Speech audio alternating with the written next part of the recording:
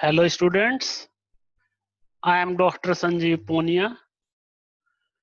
In memory organization, last lecture we discussed about main memory, about the different types of memory. Then we discuss memory hierarchies, auxiliary memory, associative memory, cache memory, virtual memory, and memory management hardware. Among these, we discuss about first three topics till auxiliary memory. We discuss about the storage devices, that what are the storage devices, how the data is going to be stored in storage devices, different type of storage devices means volatile and non-volatile. Then we discuss about the hierarchy of the memory. We discuss about the types of RAM, random access memory. Then we discuss about the ROM also. After that, we discuss about the integration of RAM as well as operation of the RAM with the operation of ROM also. Then later we discuss about the magnetic tapes and magnetic disks. Means in today's lecture, we will discuss about the associative memory, cache memory, virtual memory, and in the last, we will discuss about memory management hardware. These three topics related with memory, or we can say that these three memories, associative memory, cache memory, and virtual memory, are very important when we are concerned about the speed of our system. And sometimes students are little bit confused about these memory. So try to understand this carefully. Let's start from associative memory. What happens till now? We studied that when processor has to read or write some content in the memory, then there will be a address that is told by the CPU. Suppose this is a CPU, this is a memory. This CPU tells that this is the address at which you have to perform the operation. Means either you have to read from this memory or you have to write this memory. Means address is given in the memories we read earlier. But in associative memory, there is not the concept of memory address. There is not the concept of memory address, or sometimes called memory location. If there is not the concept of memory location or memory address, then what happen or how the process is done in associative memory? Then operation of the data in associative memory is done by the data itself. as when a data has to be written to the memory, then in that case, CPU transfer the control to the memory location and it control checks that where is the empty memory, means it's start to access the memory, and wherever it will find that the memory is empty over here or there is a free space at this point in the memory, that data is going to be stored over there. In other case, when data has to be read from the memory, then data is given, then data is given and the data is compared. Data is compared with the content of the memory. You can say that if data is given, then what's the need to access the data from the memory? Actually, what happens, the starting content of the data is given and little bit information about that data is also given. So address is not given, but the reference of the data is given. So with respect to reference, the data is picked from the memory. As this is not concerned with the memory address and it is accessed by the data, so this is also called content addressable memory, because this memory is going to be accessed with the data or content. So this is also called content addressable memory. There can be two operations, read operations and write operations. We discuss about these two operations, that when there will be a read operation, then a word has to be specified only, and that particular word is searched in the memory, and respective to that word, all the contents are copied from the main memory. And in the write operation, data is going to be write wherever there is a space, a empty space. So there is, it is not concerned with the address. Now we will discuss about the block diagram of associative memory and how the data is going to be accessed, read or write in the memory. So this is a memory. This is a memory. The memory have different registers. We discuss about it that the content is going to be read and write always in the registers. So if we want to read or write, then it will perform in the register. And we discuss that memory is the collection of registers. So when we are saying that this is a memory, means it is the arrangement of registers. It is the arrangements of register. As we discussed earlier, suppose this is a memory where there are, there we can store m words.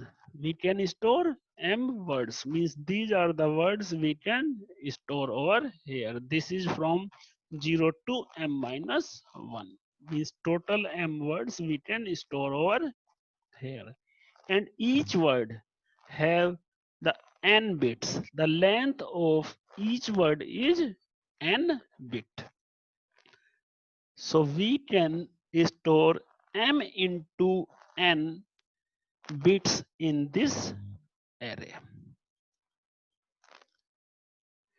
So there is a read signal. There is a read signal. When this signal is highlighted, then it shows that data has to be read from this memory through the out signal. And when write signal is activated, means data is going to be right through the input line. This is a argument register A. This is key register K.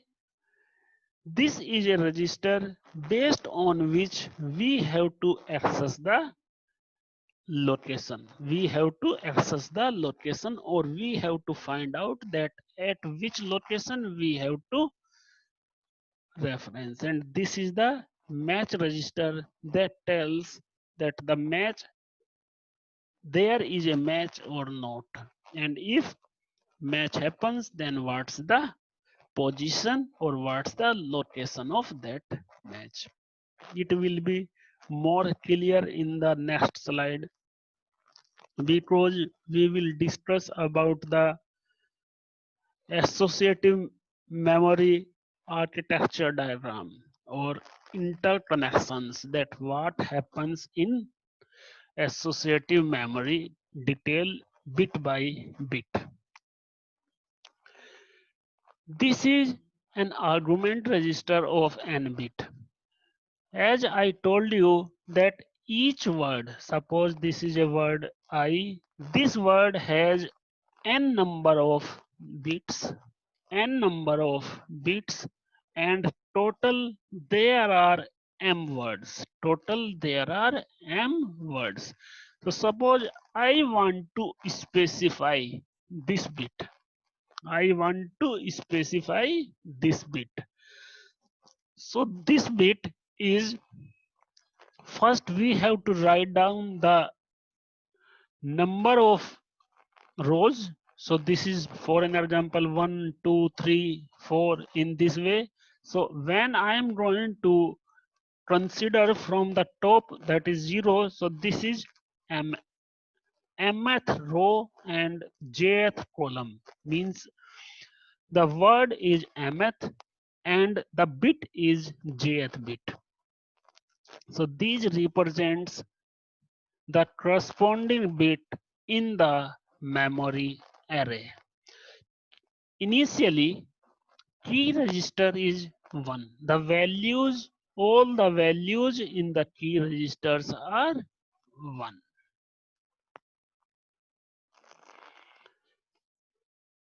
Then this key register is masked with the original value of the argument register. For an example, the argument value is this, then it is masked. It is masked with these two registers are masked, and the corresponding value is searched over here, searched in the memory array. If a mask, if after the mask any bit is active over here means in this line, then that is going to represent by m1, means these two, the masking of these two selects that which word has to be select from the memory, or there is a word corresponding to argument register or not. And if there is a word, then match registers find out the value and store that value in the match register. These match registers are also equals to number of words in the memory array. So memory registers are equals to number of memory locations and length of key register and argument registers. Length of argument register and key register is equivalent to number of bits in an word. When I am saying cell ij, suppose I want to explain about this cell, so it express that this is the jth bit. This is the jth bit in ith word. In ith word, this is the ith word and jth bit. So this is the concept of associative memory, the type of memory that is accessed through the content. Now, cache memory. What happens? Sometimes processor wants to access the data that is more frequent. So the data that has been accessed frequently, that is kept in a area in the memory that can be accessed frequently, and time to access that data, time to access that content is very less.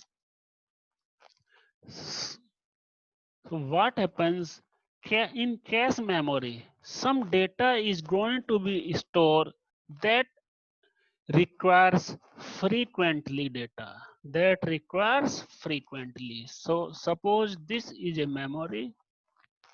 In this we reserve some space, suppose I reserve this space. We keep such data that required frequently over here, so this is called cache memory. This is also the part of memory. If we are saying memory, means the part of primary memory. Whenever CPU needs to access the data, first it's check the data in the cache memory. If the data is not in the cache memory, then it search in the main memory. And if the data is also missing from the main memory or is not available in the memory, then CPU try to search the data from the secondary memory. So this is the concept to read the memory by the processor. This is main memory. Some part from the main memory is considered as a cache memory because the data that's required frequently, that data is kept over here. So by this, the performance of the computer enhance. So this is fastest component of the memory. The speed of this memory, the speed of cache memory approaches to CPU component speed, means its speed is really very fast, or this is the fastest memory. So it has short access time, and CPU first checks the data in we discuss all these. So now about the block diagram of the cache memory. As I explain you over here, now we will discuss this. This is CPU. When CPU wants to access some data, when CPU you can see from here that this is the size of the cache memory, and this is the main memory, means 32 kilobyte multiplied by 12, and this is 512 multiplied by 12, means the length of the word or the word size is same in both. So what happens, I show it separately so that it will be clear to you, but this look like that this is the main memory, and in memory some parts works as the cache memory and rest part is works as the main memory. For the simplicity to explain you in the better way, I draw these separately. And when CPU has to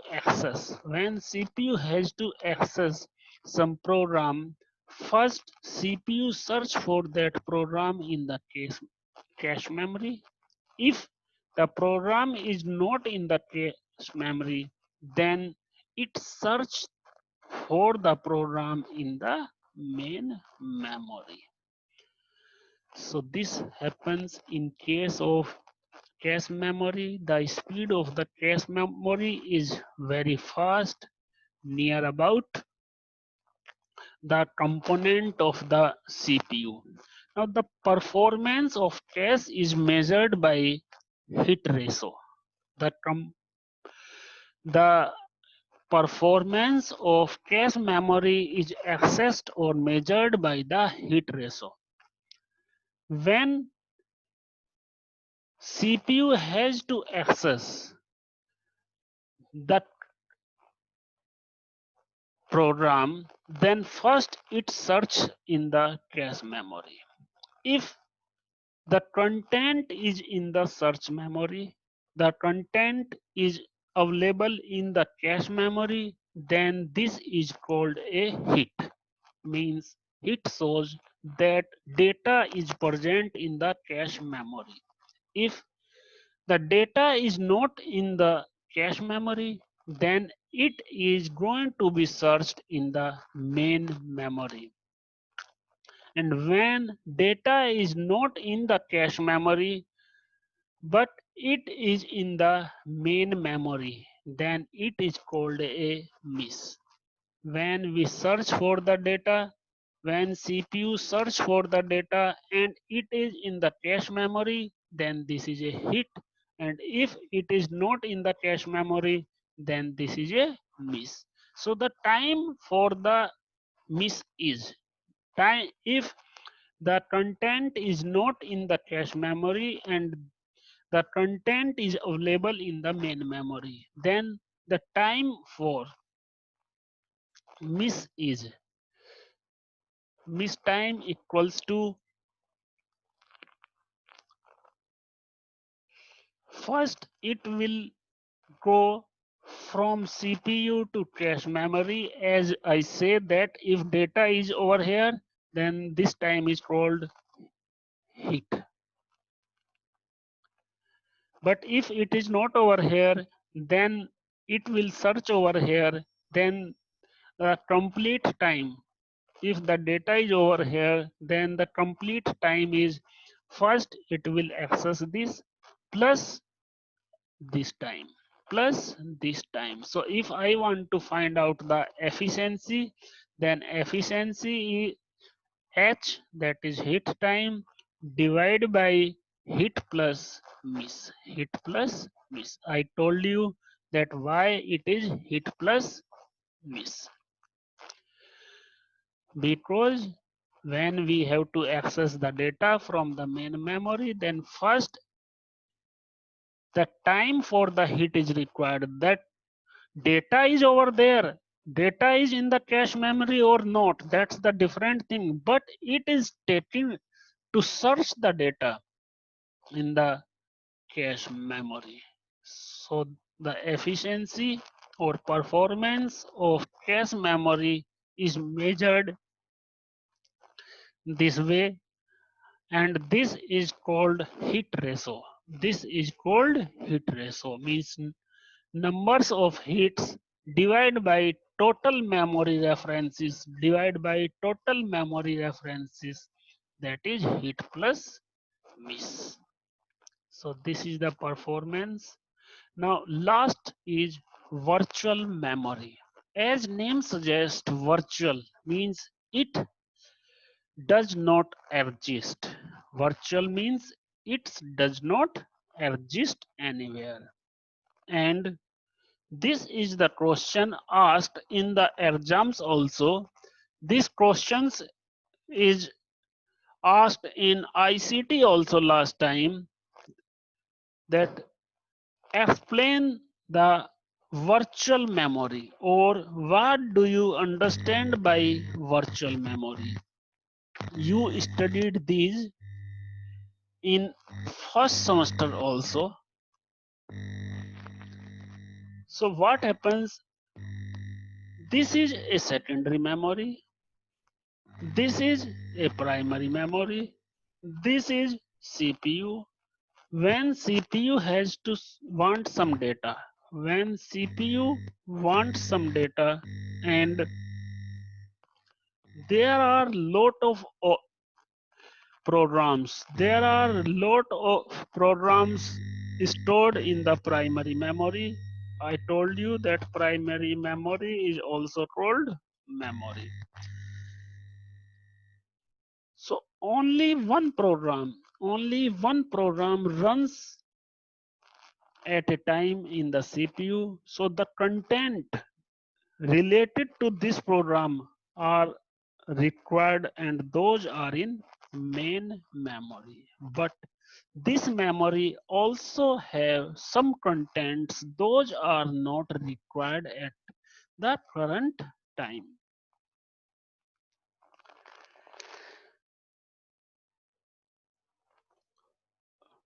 This memory, main memory is full, main memory is full, and CPU wants some data from the secondary memory, some data from the secondary memory to use that data in the current process, to use in the current process.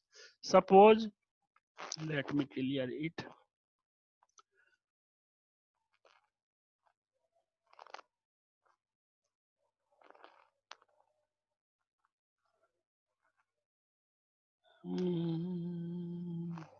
Yes, virtual memory. Okay. So what happens? Suppose there are lot of programs in main memory. There are lot of programs in main memory.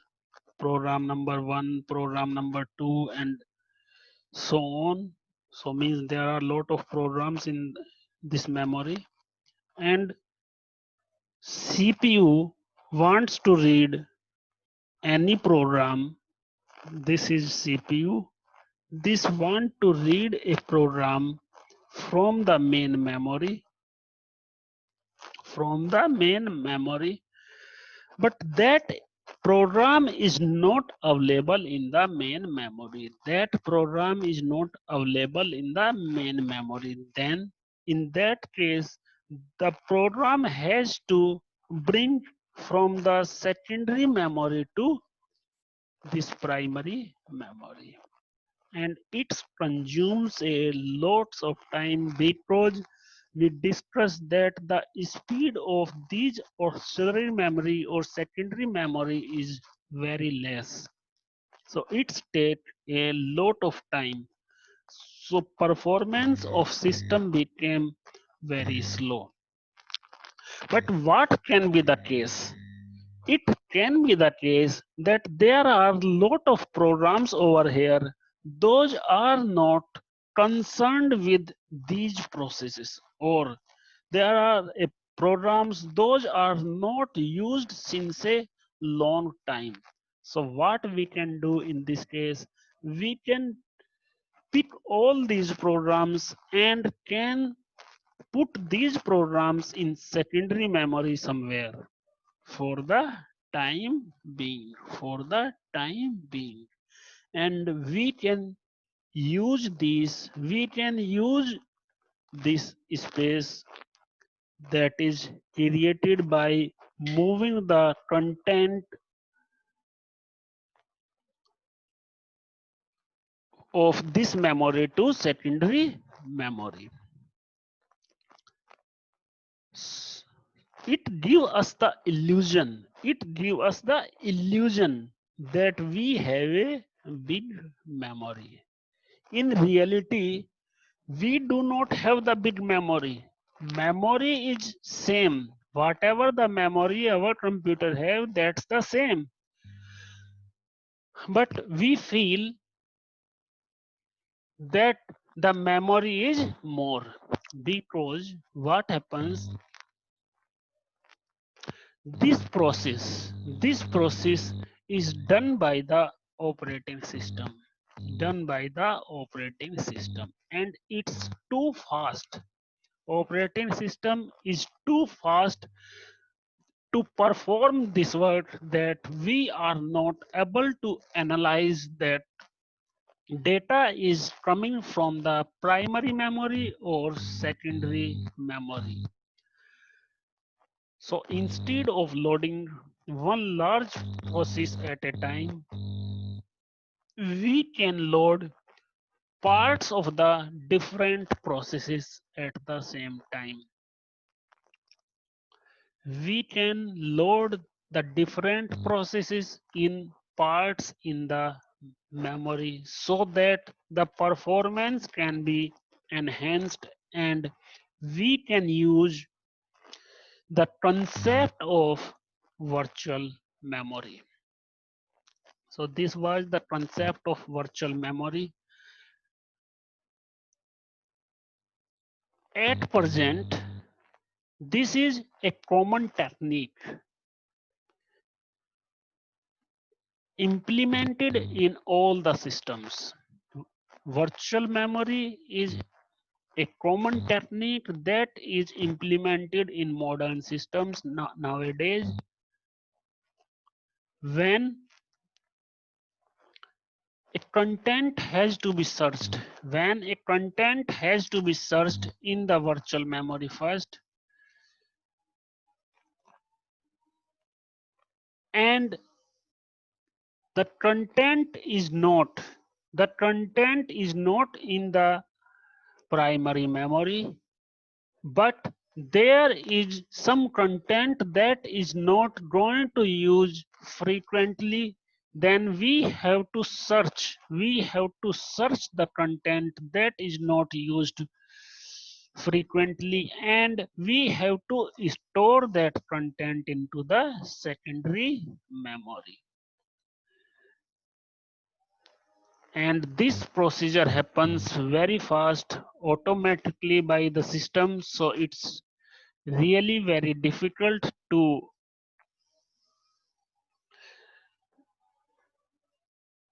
recognize that the operation is performing from the main memory or from the secondary memory. This concept, the concept of virtual memory, is going to implement by demand paging, or we can say that demand paging is a technique, is a method by which we can implement virtual memory. So in this, we discuss that what happens at the time when data has to be searched in the memory, and there is some data that has not been in the current use, then we put the data, we search the data in the primary. If we find that data is not in the use, then we store that data in the secondary memory. We discuss this. But what happens when the data has to be required again? Suppose this is the data that was not required at that time, but later on this data is, there is the requirement of this data in the CPU. Then first CPU will search this content, this program in the main memory. If that is not in the main memory, then it will transfer the control to the virtual memory, and it will search the content. If there is a content, then it will transfer the content from memory, secondary memory to primary memory. And if the content is not in the primary memory, then it is called a page fault. Or in the simple words, we can say that when there is a page fault, then the data has to be searched in the virtual memory and content is going to transfer from virtual memory to main memory. There are lot of page replacement algorithms, though that's the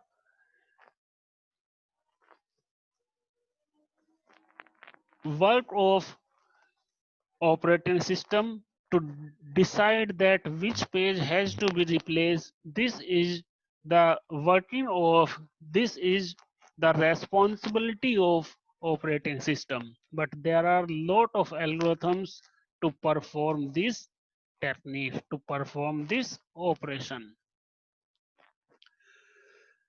Now the advantages and disadvantages of virtual memory. In the advantages of virtual memory, when we are using the virtual memory, then multi-programming can be performed on the system.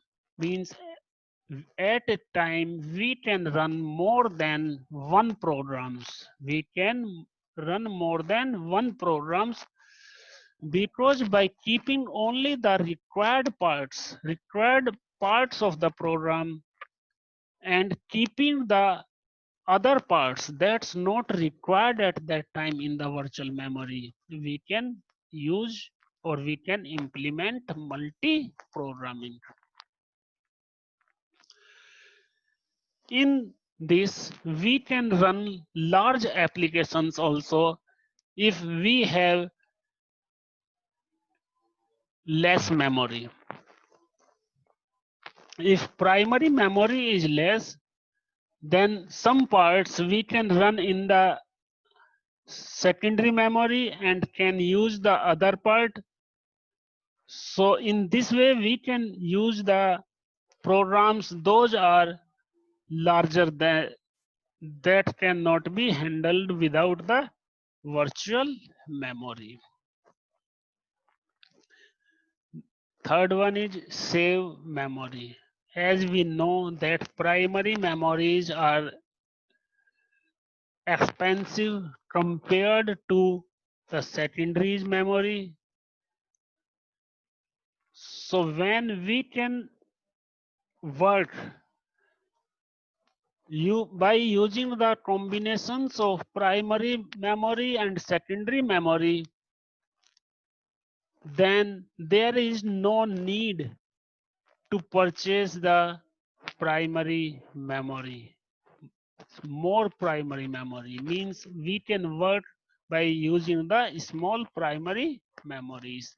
By this way, we can save the money also, but the program becomes slower. Programs became slower because it's is take some time to switch the control from main memory to secondary memory. When it has to transfer the data from main memory to secondary memory, or it has to read the data, then it's take some time to swap.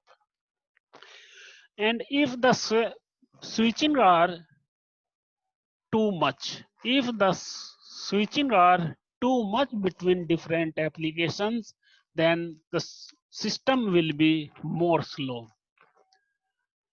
And sometimes if we are using this virtual memory management in a high rate, then hard disk can be less, as a lot of part of the hard disk we are using as an primary memory. So the size of the hard disk is going to be decreased. So these are some disadvantages of implementing virtual memory. Now the process how we can do that. The process how we can do that. This is the memory management unit by which we can implement all these things. Memory management unit is a unit by which we can implement different operations, or we can manage different operations between the memories.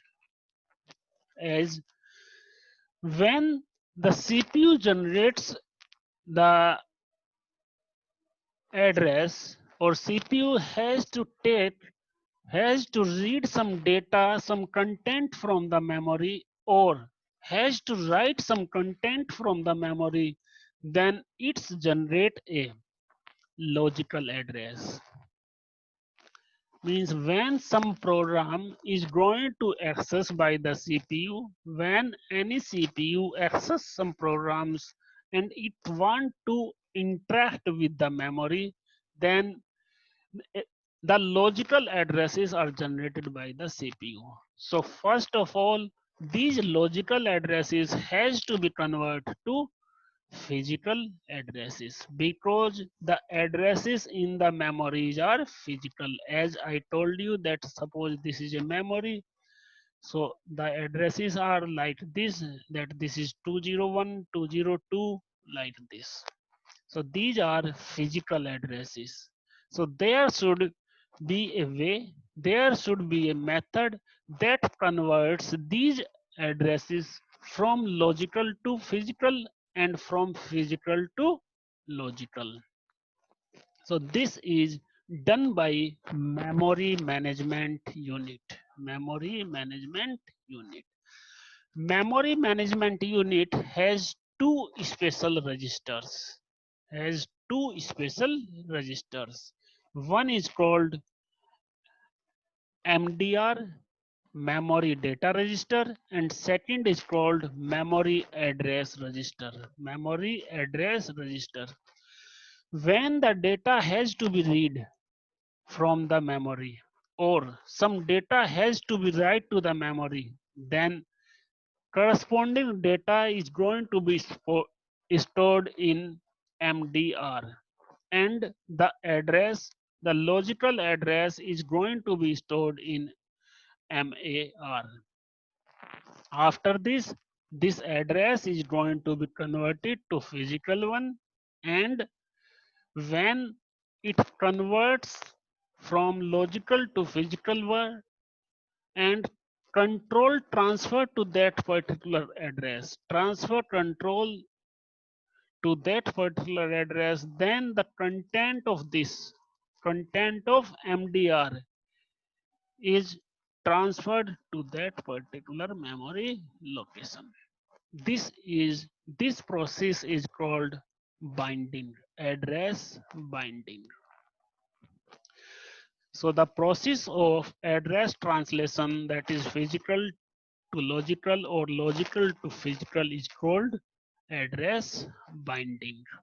Now we will see the diagram of memory management unit in the last. This is the last slide today. So memory management unit block diagram.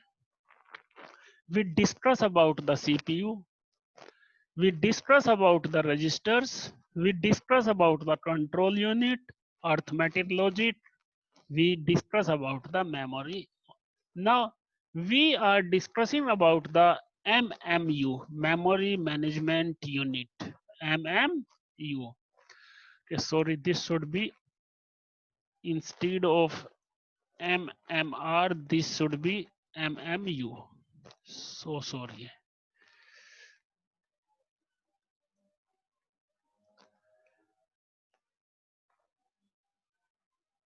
So this is MMU.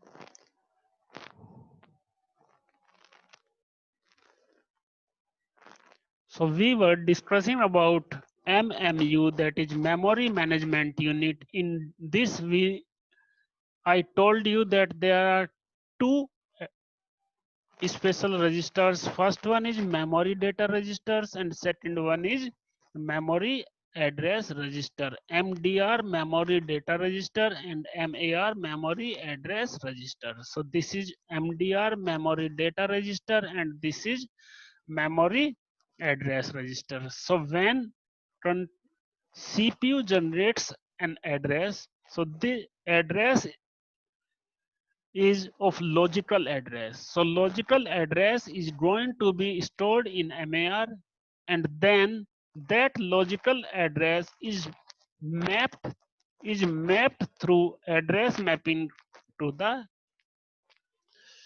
memory in physical address. So it same happens in the reverse case also, means a memory address that is a physical address is going to be convert to a logical address when the data has to be sent from the memory.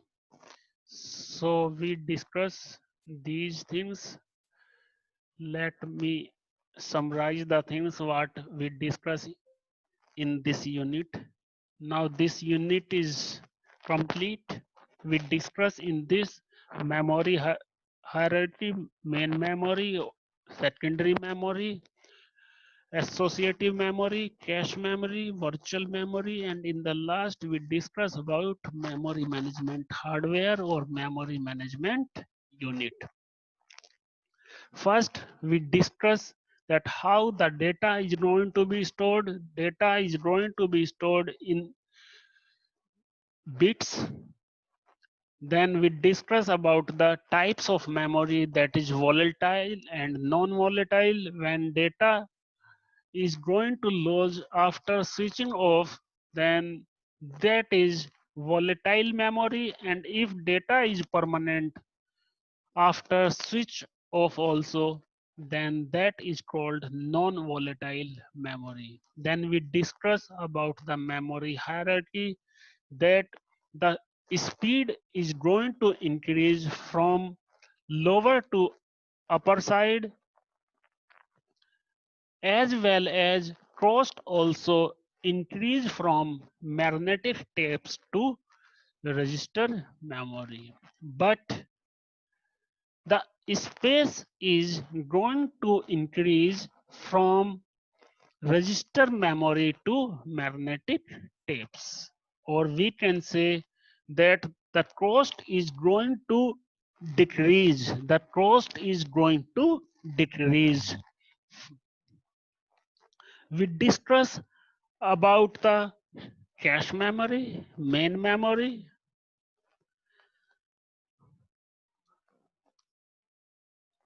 We saw the access methods also. What are the different type of access methods? That is random access, sequential access, and direct access. We discuss about the ROM, where the data is permanently stored. That is called the ROM, and this is ROM is also called bootstrap loader. It is also called bootstrap loader because it contains some parts of the operating system that helps to start the operating system. Now, then we discuss about the ROM chip and RAM chip interconnections. We saw that the data bus is unidirectional data bus because the data has to be read only from the read-only memory. Then we discuss about the magnetic tapes. Then associative memory, a memory that is accessed by the content, that is also called content addressable memory. We discuss over here that there are argument registers, key registers. These are must to find out that data is available over here or not. If data has to be right, then it search for the space or it search for the free space, then it writes the data over here, and when data has to be read, then it compares for the data. Then we discuss about the cache memory. That's the some part of the main memory where we kept the data, we kept the programs, those are required frequently. And this is the performance of cache is determined by hit ratio.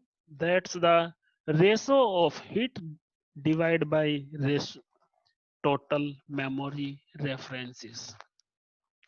Then we discuss about the virtual memory that we can keep the programs, those are not in the use uh, presently or for the time being. We can keep that data in the secondary memory, and we can use that space for other programs. So this is the way by which we can use virtual memory, and the concept of virtual memory is implemented by the demand paging. Then advantages and disadvantages in virtual memory, we can implement the multi-programming, but if there are lot of swappings between the applications or switching between the applications, then the performance will be low. Then in the last, we discuss about the memory management unit, that how the data transferred between memory and CPU, because CPU generates logical addresses whereas memory has physical addresses. So to convert these addresses, there is a some method, some module. So that is memory management unit, and there are two special register. One register that is MDR, memory data registers, that keeps the data, and memory address register that keep the logical address. And this is the address mapping that converts the logical address into the physical address and vice versa. So this was the completion of fourth unit today. In the next lecture, we will discuss second unit, that's the design of microprogrammed control unit. In second unit, we will discuss that how we can design the CPUs. Thank you for this lecture.